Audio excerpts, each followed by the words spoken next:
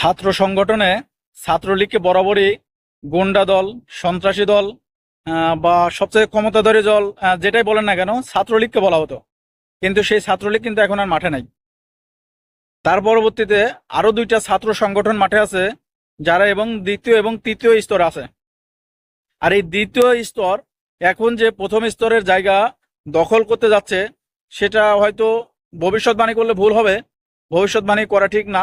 তারপরেও মুখের কথা বলতে হয় যে 2 নম্বর দল পরবর্তীতে 1 নম্বরে পরিণত হতে যাচ্ছে, যেহেতু ছাত্রলীগ আর মাঠে নাই।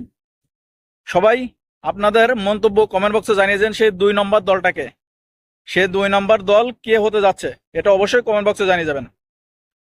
দর্শক, আপনারা সবাই তো জানেন যে বিগত 5 আগস্ট শেখ হাসিনা সরকার পদত্যাগ করার পরেই কিন্তু ছাত্রলীগ নিচ্ছিন্ন হয়ে গেছে। এখন আর ছাত্রলীগ নামে কোনো সংগঠন বাংলাদেশের রাস্তাঘাটে কোথাও নেই। কিন্তু বাংলাদেশে বিভিন্ন জায়গায় মারামারি, হানাহানি, চাঁদাবাজি, টেন্ডারবাজি আর মেয়েদের সঙ্গে ওইসব করা, মেয়েদেরকে জোর করে নিয়ে যাওয়া, বিভিন্ন কাজ কিন্তু চলছেই, কখনো 3 নম্বর, কখনো 2 নম্বর। তা সর্বশেষ যে ঘটনা ঘটেছে চট্টগ্রাম বিশ্ববিদ্যালয়, সেখানে ছাত্র শিবির তারা ছাত্র দলের সঙ্গে লেগে গেছেন। তাহলে বোঝেন যে ছাত্র দল, ছাত্র শিবির, সাধারণ শিক্ষার্থীরা এরা মিলে কিন্তু ছাত্রলীগকে রাজপথ থেকে তাড়িয়ে দিয়েছে, হটিয়ে দিয়েছে। আর এখন তারাও বিভক্ত হয়ে গেছে। তারা এতদিন এক ছিল, ছাত্রলীগ ছিল আলাদা, তারা সবাই ছিল আলাদা। কিন্তু এখন দেখা যাচ্ছে ছাত্রলীগ মাঠে নেই, এখন তারা ভাগাভাগি শুরু করে দিয়েছে। ছাত্র শিবির আলাদা, ছাত্র দল আলাদা, সাধারণ শিক্ষার্থী আলাদা।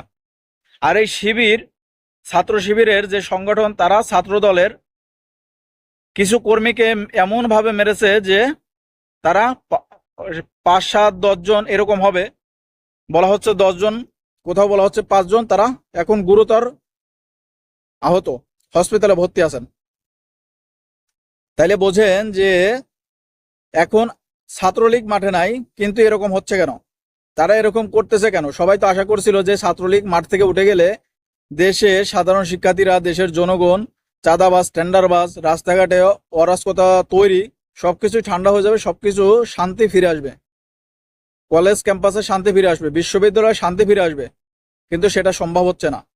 এই কারণেই কিন্তু বিশ্ববিদ্যালয়ে ছাত্র রাজনীতি বন্ধের জন্য অনেক সময় আহ্বান করা হয়, অনেক সময় মানববন্ধন করা হয় যে বিশ্ববিদ্যালয়ে, কলেজ ক্যাম্পাসে ছাত্র রাজনীতি চলবে না। তারপরেও বলতে হয় যে ছাত্র রাজনীতি যদি বন্ধ হয়ে যায়, ছাত্র রাজনীতি যদি না হয়, তাহলে আপনারা পরবর্তীতে পলিটিক্যাল নেতা পাবেন না।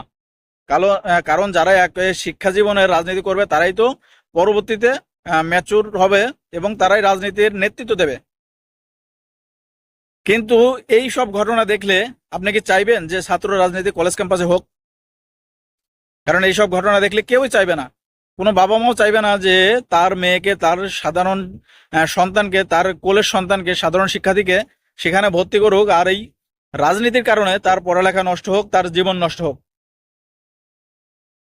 কারণ বাংলাদেশে এখন এমন একটা পরিবেশ চলতেছে 5 আগস্টের পর থেকে, যে যেখানে যেমন ভাবে পারতেছে, যার জোর বেশি সেই কিন্তু সব দখল করে নিচ্ছে, সেই কিন্তু অন্যদের উপর নিপীড়ন, নির্যাতন চালিয়ে যাচ্ছে।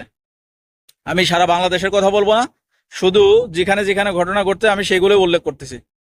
তা হয়তো আপনারা বুঝতে পারছেন যে সেই 2 নম্বর দলটাকে, যে শক্তিশালী এবং মানে সর্বোচ্চ গতি দিয়ে এগোতে থাকে বা এগোতে পারে, সেই 2 নম্বর দলটার কথা বা তাদের যে সংগঠন, এটা আপনাদের বুঝতে আর বাকি নাই।